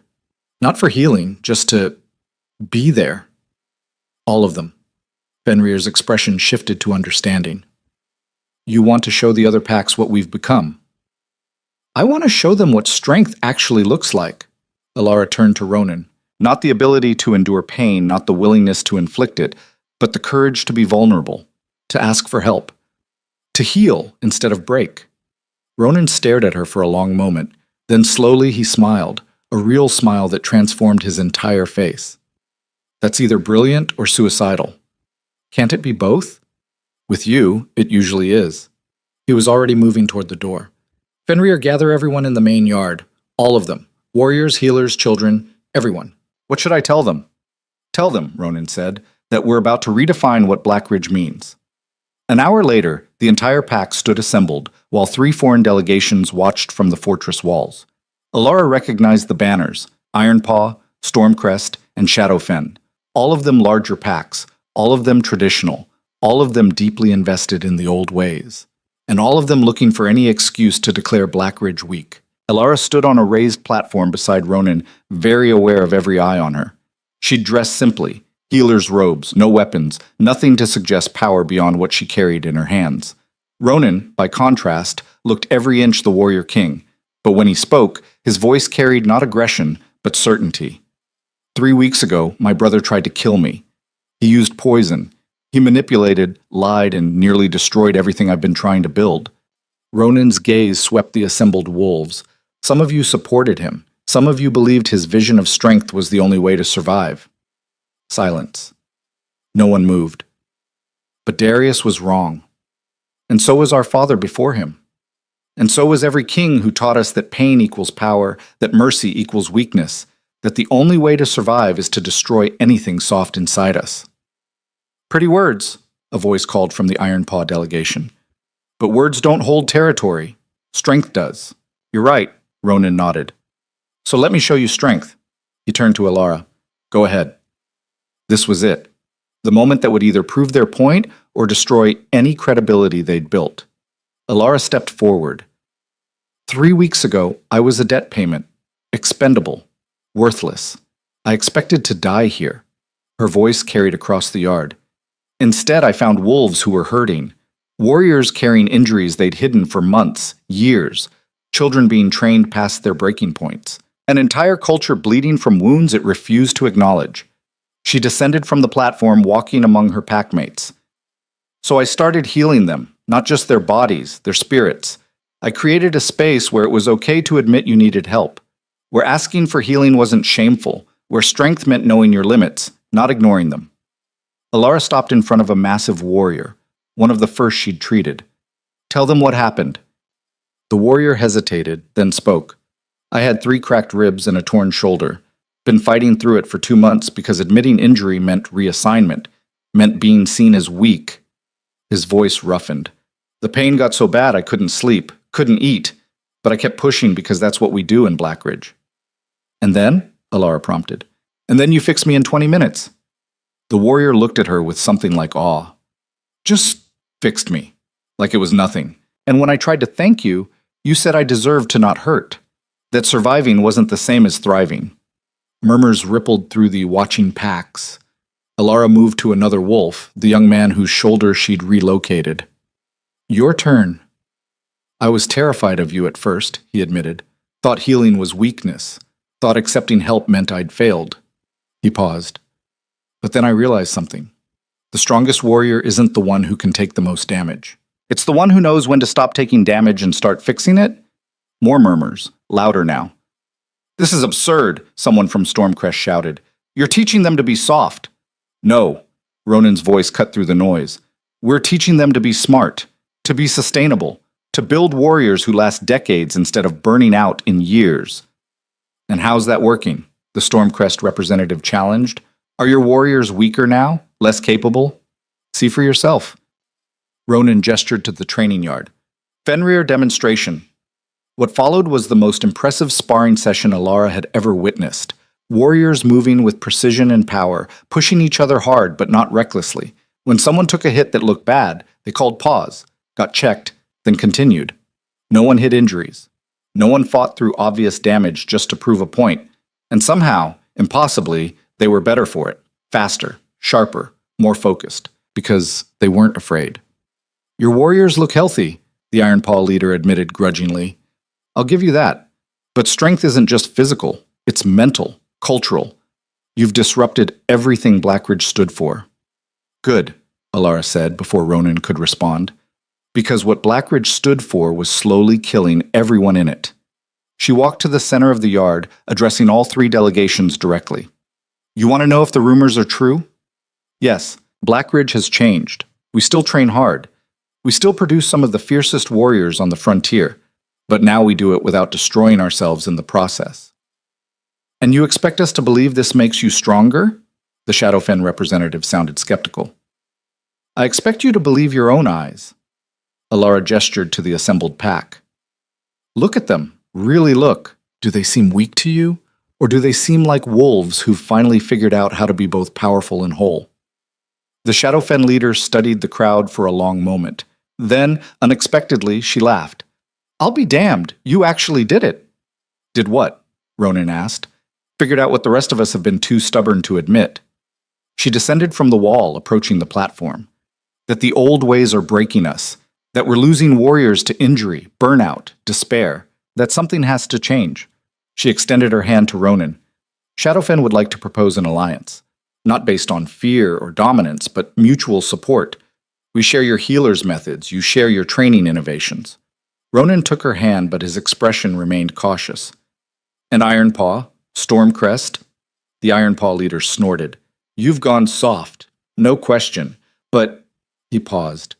My daughter's been hiding a leg injury for 6 months. If your healer can fix it without the ritual scarring and pain trials, I'm willing to reconsider my position. Send her tomorrow, Alara said immediately. No trials, no scarring, just healing. Stormcrest remained silent, their representative's face carved from stone. Then he turned and left without a word. 2 out of 3, Fenrir murmured. Not bad. Stormcrest will come around, the Shadowfen leader said. Or they won't. Either way, change is coming to the frontier. Better to be ahead of it than crushed by it. The delegations departed an hour later, leaving Blackridge Pack alone in the yard. For a moment, no one spoke. Then someone started clapping. Then another. Within seconds, the entire pack was cheering. Alara felt tears prick her eyes. They'd done it. Actually done it. Speech, Fenrir called out. The healer should say something. No, Alara started, but Ronan was already guiding her back to the platform. Go on, he murmured. They need to hear from you. Alara looked out at the sea of faces. Warriors she'd healed. Children she'd helped. Wolves who'd trusted her when trust was the hardest thing to give. I don't have a grand speech, she said finally. I'm not a warrior or a leader. I'm just someone who saw people hurting and wanted to help. She paused. But here's what I've learned in the last 3 weeks. Strength isn't about how much pain you can endure. It's about how much you can overcome. It's about building something better instead of just surviving something terrible. She found Ronan's eyes in the crowd. And it's about having the courage to let people see you, all of you, the broken parts, the scared parts, the parts you've been taught to hide, because that's where real connection happens. That's where real strength is born. The applause was deafening. Later, after the celebrations had died down and the pack had dispersed, Alara found herself back in the healer's quarters. She was organizing supplies, a nervous habit, when Ronan appeared in the doorway. You were amazing today, he said. We were amazing. Alara set down the herbs she'd been sorting. I couldn't have done it without you backing me. I couldn't have imagined it without you showing me it was possible. He stepped into the room, closing the door behind him. Alara, we need to talk. Her heart kicked against her ribs. About? About what happens next, about... He stopped, seeming to search for words. About us. There it was, the conversation they'd been avoiding for weeks. What about us? Alara asked, even though she knew, had known since the moment in the tunnels when she'd touched his mind and felt something click into place. You know what? Ronan crossed the space between them. I've tried to stay professional, to keep distance, but every time I'm near you I feel like something recognizes something, Alara finished. Yes. His hand came up to cup her face, thumb brushing her cheekbone. The mate bond. I felt it the moment I saw you at the border. Tried to ignore it, tried to fight it, but why fight it? Because you deserved a choice. His voice was rough. You were traded to me, given to me like property. I didn't want the bond to be another chain. Alara's chest tightened. And if I choose you anyway? Then I'd be the luckiest bastard on the frontier. His other hand found her waist, drawing her closer. But you need to understand what you'd be choosing. I'm not easy. I carry darkness. And even with your help, even with the beast integrated, I'm still someone trying to be better. Alara interrupted. Still someone who chooses compassion over cruelty. Still someone who sees me as an equal instead of property. She placed her hands on his chest, feeling his heart race beneath her palms. That's what I'm choosing, Ronan. Not some perfect fantasy, just you. His forehead dropped to rest against hers. I don't deserve you. Good thing I'm not asking permission. He laughed, the sound surprised and genuine. Then he kissed her. It wasn't gentle, it was desperate and claiming and full of 3 weeks of restrained wanting. Alara kissed him back just as fiercely, pouring everything she couldn't say into the contact. When they finally broke apart, both breathing hard, his eyes had gone silver. The bond is settling, he said, voice gravelly. Can you feel it? She could. Like a golden thread connecting them, warm and alive and unbreakable. Yes. It'll get stronger, more intense. Eventually, we'll be able to feel each other's emotions, sense each other across distance. His hands tightened on her waist. Are you sure about this? I've never been more sure of anything. Ronan kissed her again, slower this time, savoring. When he pulled back, his expression was soft in a way she'd never seen. Then you're mine, and I'm yours, for as long as you'll have me. That might be a while. Good. He traced her jaw with gentle fingers. Because I'm not letting you go.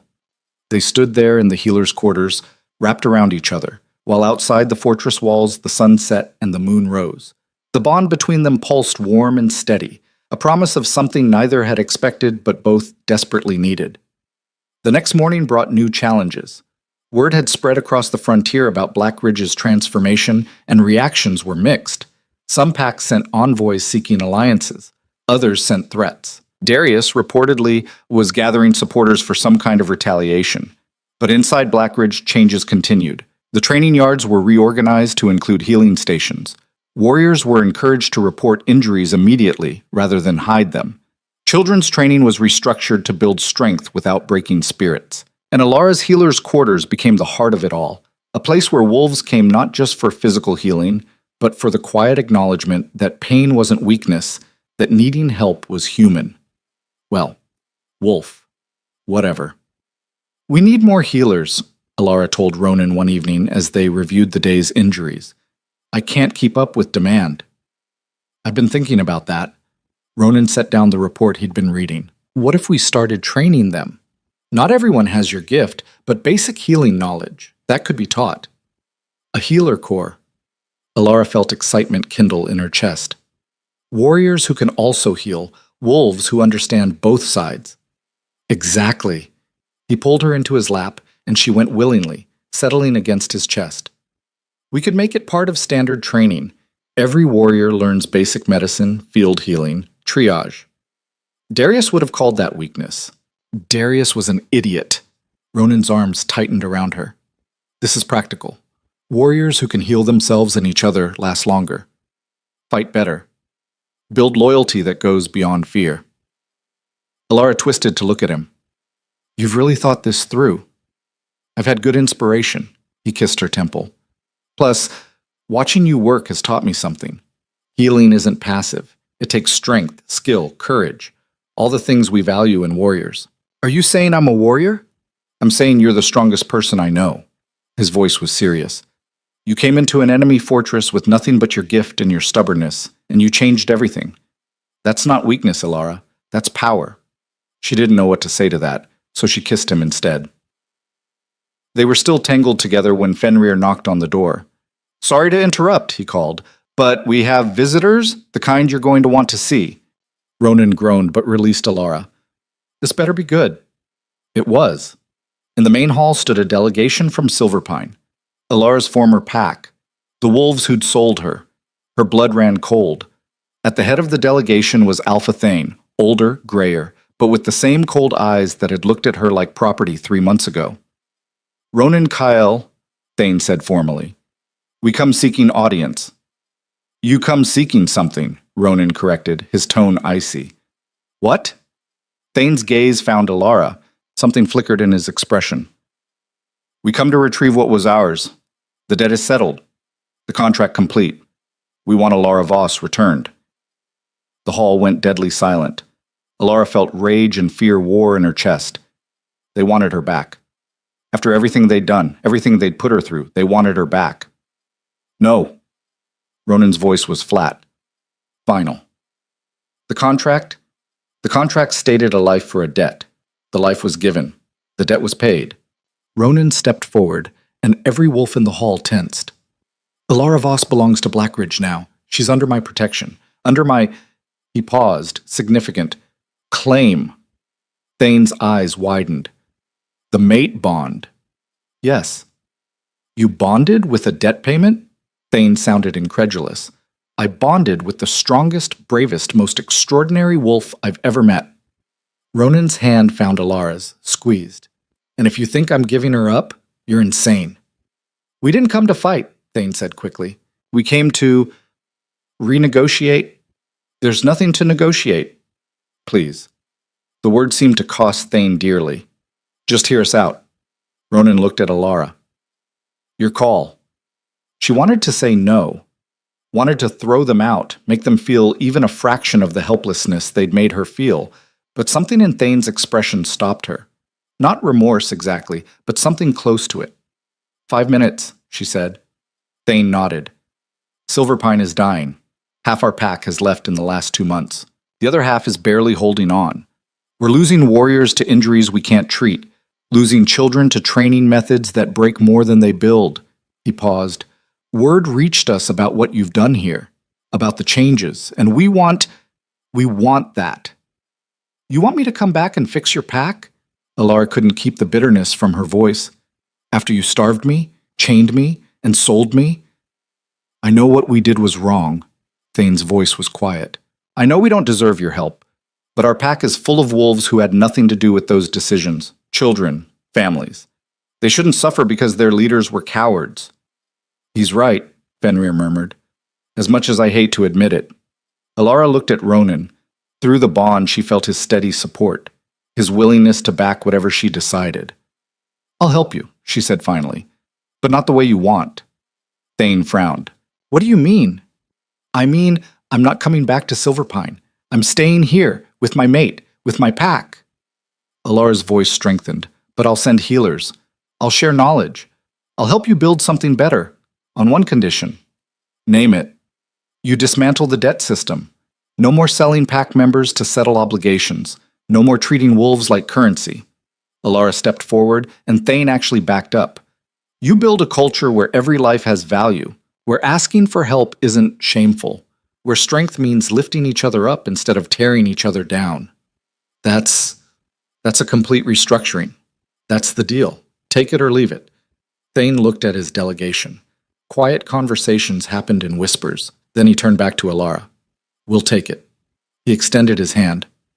And we're sorry. For what we did to you. For all of it. Alara didn't take his hand. I don't forgive you. I might never forgive you. But I won't let innocent wolves suffer because of your mistakes. She paused. Send a delegation in 2 weeks. We'll start the training then. Thane withdrew his hand, nodded, and led his wolves out. When they were gone, Alara sagged against Ronan. Did that actually just happen? You just negotiated a cultural revolution in your former pack while refusing to forgive the bastards who hurt you. Ronan sounded impressed. Yes, it happened, and it was magnificent. I feel like I'm going to be sick. That's normal. He turned her to face him. You realize what you just did? What this means? That I'm an idiot who can't say no to people who need help? That you're starting a movement. Ronan's eyes were bright. Blackridge changed. Now Silverpine will change. And when other packs see it working, they'll want to change too. You're reshaping the entire frontier. The weight of it hit Alara all at once. She'd come here expecting to die. Instead, she was changing the world. I can't do this alone, she whispered. Good thing you don't have to. Ronan pulled her close, and through the bond she felt his absolute certainty, his faith in her. We do this together, you, me, Fenrir, everyone who believes there's a better way. What if we fail? Then we fail trying to build something beautiful instead of maintaining something broken. He kissed her forehead. I'll take those odds. That night, Alara stood on the fortress walls, looking out at the frontier.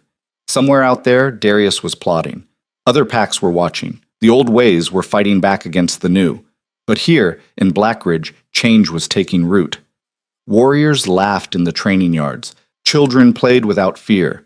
The healers' quarters glowed warm with lamplight and the quiet sounds of wolves finding peace. And beside her stood Ronan, no longer the isolated king carrying darkness alone, but her partner, her mate, her equal in every way that mattered. "What are you thinking?" he asked. "That 3 months ago I was chained and starving, and now I'm standing on a fortress wall planning a revolution." Alara leaned into him. "It's surreal." "Good surreal or bad surreal?" "Good. Terrifying. Both." She turned to face him. "What about you? Any regrets about bonding with the troublemaker?" "Only that I didn't do it sooner." Ronan's hands framed her face. "You've given me something I thought I'd lost. Hope. Purpose. A reason to build instead of just survive. We're going to have to fight for this. You know that." "I know." His smile was fierce. "And I'm ready." They kissed under the moonlight, two wolves who'd been broken in different ways finding wholeness in each other. Around them, the fortress hummed with new life, with possibility. The frontier was changing, and they were leading the way. The attack came 6 weeks later, in the dead hours before dawn, when the world was caught between darkness and light. Alara woke to the sound of warning bells, and Ronan already moving, pulling on clothes and weapons with practiced efficiency. Through the bond, she felt his alertness spike into something sharp and predatory. "What's happening?" She was on her feet, reaching for her healer's pack out of instinct. Border breach. Multiple hostiles. Ronan buckled his sword belt. "Stay here. Lock the door. Don't open it for anyone but me or Fenrir." "Like hell!" Alara was already dressed, slinging her pack over her shoulder. "If there's fighting, there'll be wounded. I'm coming." "Alara." "We don't have time to argue." She grabbed his hand, squeezed once. "Together, remember?" His expression shifted from protective to resigned. "Stay behind me. And if I tell you to run, you run." "Same to you." They ran through corridors already filling with warriors, everyone moving with purpose toward their assigned positions. The training they'd implemented over the last weeks showed no panic, no chaos, just coordinated response. Fenrir met them at the main gate, his face grim. "It's Darius. He's got maybe 40 wolves, all of them outcasts and exiles. They breached the east wall." "Casualties?" Ronan demanded. 3 wounded, none critical, but Alara, there's something else." Fenrir's voice dropped. "He's asking for you specifically. Says he'll withdraw if you come out and face him." "It's a trap," Ronan said immediately. "Obviously." Alara's mind raced. "But he'll keep attacking until I show. Better to control when and where it happens." "Absolutely not." "Ronan, I said no." His hand found her arm, gripped tight enough to hurt. "You're not going out there to be bait." "Then what? We let him tear apart everything we've built because I'm too scared to face him?" Alara pulled free. "That's not who I am. That's not who we are." Through the bond, she felt his fear war with his pride, his need to protect her battling against his knowledge that she was right. "If you go," he said finally, "I go with you." That's what he wants, to draw you out, make you lose control again. Then he'll be disappointed. Ronan's eyes met hers, and she saw the change in him, the integration she'd helped create, the beast and the man working together instead of fighting. "Because I'm not the same wolf I was 6 weeks ago." They emerged from the fortress together, Fenrir and 24 warriors flanking them. Dawn was breaking, painting the sky in shades of blood and gold. On the ridge beyond the training yard, Darius waited with his assembled force. He looked different, thinner, harder. The exile had carved away everything soft, leaving only sharp edges and bitter resolve. "Brother," Darius called out, "and the little healer who thinks she can change the world. How touching." "What do you want, Darius?" Ronan's voice carried across the distance. "What I've always wanted. Blackridge. The throne. Everything you stole from me." Darius descended the ridge slowly. "But I'm willing to make a trade." "I'm listening." "Her." Darius pointed at Alara. "The witch who corrupted you. Give her to me and I'll leave. You can keep your soft little kingdom. I'll take my wolves and go." "No," Ronan said flatly. "I wasn't asking." Darius's hand moved, and something was dragged forward. Alara's breath stopped. Mira, the little girl with the broken wrist, bound and terrified, but alive. "You bastard," Alara breathed. "Insurance," Darius said cheerfully. I know you, healer. You can't stand to see anyone suffer, especially not children. He put his hand on Mira's shoulder, and the girl whimpered. So here's the deal. You come with me, I let her go. You refuse, and I start breaking things until you change your mind. Ronan's entire body had gone rigid. If you hurt her, you'll what? Attack me? Go ahead, but you'll have to get through 40 wolves first, and by the time you do, this little one will be in pieces. It was a perfect trap. Attack and risk Mira's life. Surrender Alara and lose everything. Either way, Darius won. Unless they changed the game entirely.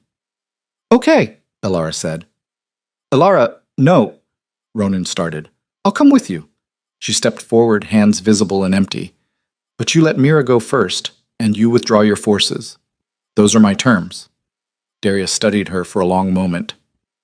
You think you're clever, think you can trick me somehow. I think I'm tired of watching you hurt people to prove a point. Alara kept walking, closing the distance between them. So yes, I'll trade myself for her. Because that's what actual strength looks like. She felt Ronan through the bond, his fury, his fear, his absolute trust that she had a plan. She hoped that trust wasn't misplaced. Let her go, Alara said, stopping 10 feet from Darius. He smiled, shoved Mira forward. The girl ran, and Fenrir caught her, pulling her to safety. Your turn, Darius said. Alara walked forward until she stood directly in front of him. Up close, she could see the madness in his eyes. The exile had broken something fundamental in him. You know what's funny? Darius grabbed her arm, yanked her close. I thought killing you would be satisfying, but now I think I'll keep you. Break you slowly.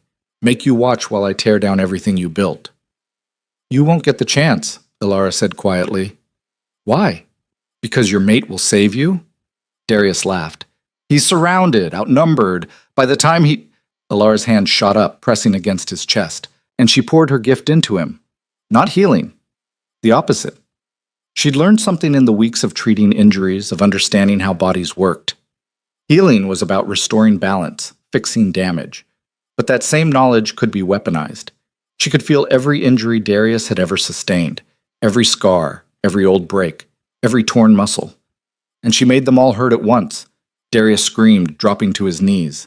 Alara stepped back as he convulsed, his body remembering every wound, every pain he'd ever endured. That's for everyone you've hurt, she said. Every child you broke. Every warrior you pushed past their limit. Every life you treated as expendable. Kill her, Darius gasped at his wolves, but they didn't move. Why aren't you... Darius looked up, saw his forces standing frozen. Then he saw what was behind them. Wolves, hundreds of them, Shadowfen, Ironpaw, even some Silverpine warriors, all of them standing with Blackridge. The Shadowfen leader stepped forward. We had a suspicion you'd try something like this, Darius, so we prepared. This is my fight, Darius snarled. No, this is our frontier. The Ironpaw leader joined her. And we're tired of wolves like you poisoning it. Ronan walked to Alara's side, his hand finding hers. It's over, Darius. You have no support, no pack, no leverage. I have 40 wolves. You have 40 exiles who followed you because they had nowhere else to go. Ronan's voice was almost gentle. But we're offering them something different. A place in the new order. A chance to be part of something better. He addressed Darius's forces directly. Anyone who wants asylum in Blackridge or Shadowfen or Ironpaw, step forward now. No judgment, no punishment, just a fresh start. For a moment, nothing happened. Then one of Darius's wolves moved. Then another. Within seconds, all 40 had walked past their former leader to stand with the Alliance. Darius knelt alone on the frozen ground, abandoned by everyone. You've lost, Alara said, not because we were stronger, but because we offered something worth fighting for. This isn't over, Darius spat. I'll come back. No, you won't. Ronan's voice carried finality. Because you're being exiled from the frontier entirely. Cross any pack's border, and you're fair game. The Alliance is unanimous on this. The Shadowfen leader nodded. We're done tolerating wolves who choose cruelty over community. You can't do this, Darius protested, but his voice had lost its edge. I'm Blackridge. You're nothing, Ronan said quietly. You were given every chance to choose differently, to be better, and you chose violence every single time. He paused. I loved you once, brother. But that person is long gone. If he was ever really there at all. Fenrir and two others hauled Darius to his feet, began dragging him toward the border. He fought, cursed, made threats that rang increasingly hollow. Then he was gone, and the frontier fell silent. Alara sagged against Ronan, adrenaline draining away to leave exhaustion in its wake. Is it really over? It's really over. He wrapped his arms around her, and through the bond she felt his relief, his pride, his absolute love. You were incredible. I was terrified. That's what made it brave. He kissed the top of her head. Using your gift as a weapon. I didn't know you could do that. Neither did I. Alara looked at her hands, still shaking slightly. But I knew every injury he'd ever had, every place he'd been hurt. It was just a matter of remembering them for him. Remind me never to piss you off. Despite everything, Alara laughed. Too late. The assembled packs began to disperse, the Shadowfen and Ironpaw leaders promising to return in a week to formalize the alliance. The former exiles were integrated into various packs, given assignments and welcomed with cautious optimism. And Blackridge began to settle back into its new normal. 3 months later, Alara stood in what had been the old execution chamber, now converted into a training facility for healers. 15 wolves sat in a semicircle, taking notes as she demonstrated proper wound treatment. The key is understanding what the body wants to do anyway, she explained, healing a practice injury on a volunteer. You're not forcing it, you're just helping it along. What if the injury is too severe? One student asked. Then you stabilize and get them to someone more experienced. Alara released the volunteer's arm, now fully healed.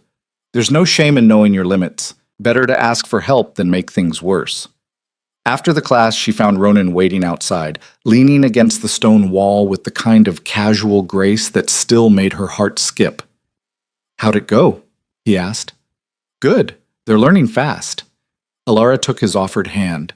3 of them will be ready for field placement next month. That's incredible. He pulled her close as they walked. We've got news from Silverpine. They've implemented the full restructuring. Debt system is gone. Children's training has been reformed.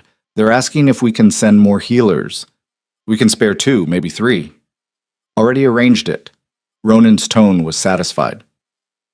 Also, Stormcrest sent an envoy. Seems they're finally ready to talk. Alara stopped walking. All of them? The entire Frontier Alliance? Not yet, but close. He turned to face her. What you started here, what we built together, it's spreading faster than anyone expected. Wolves are choosing community over cruelty, healing over hurting. We're changing the world, Alara said softly. You're changing the world. I'm just along for the ride.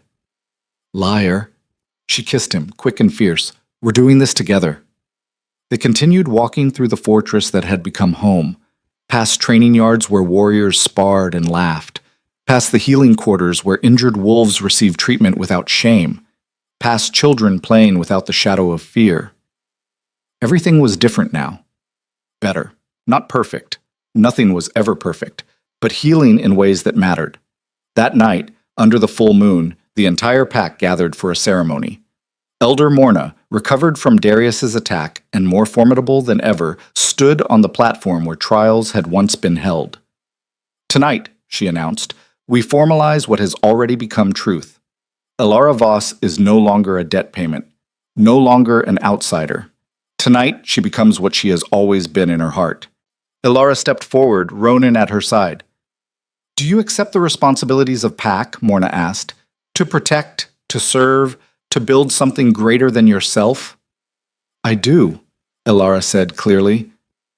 Do you accept the bonds of mate and equal, to stand beside your king not as property but as partner? I do. Then by the power vested in me by time and tradition, I name you Alara Voss Kael, Queen of Blackridge, healer of the frontier. And the wolf who taught us all that true strength lies not in enduring pain, but in having the courage to heal it. The pack erupted in cheers. Ronan pulled her into his arms, kissed her in front of everyone, and through the bond Alara felt his joy like sunlight. Queen, he murmured against her lips. How does it feel? Terrifying, amazing, right. She pulled back to look at him. How does it feel to have a queen who won't do what she's told?